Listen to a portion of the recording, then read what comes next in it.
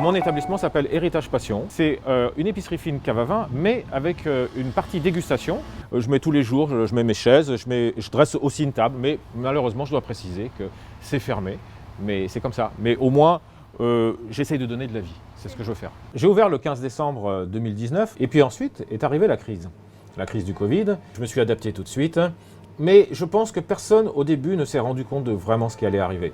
Et à la fin, et moi c'est ce que je crains, bien sûr, va y avoir beaucoup de casse dans le monde du commerce. Une boutique comme ça, il faut savoir que derrière il y a des fournisseurs.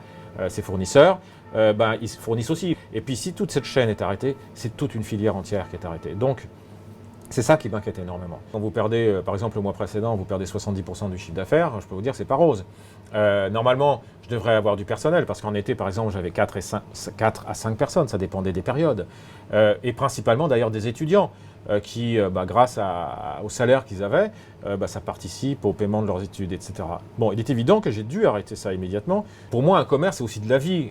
Quand la terrasse était pleine et qu'il y avait une ambiance incroyable, c'est bien sûr que c'est bien pour moi, mais c'est bien pour le village, c'est bien pour l'ambiance générale.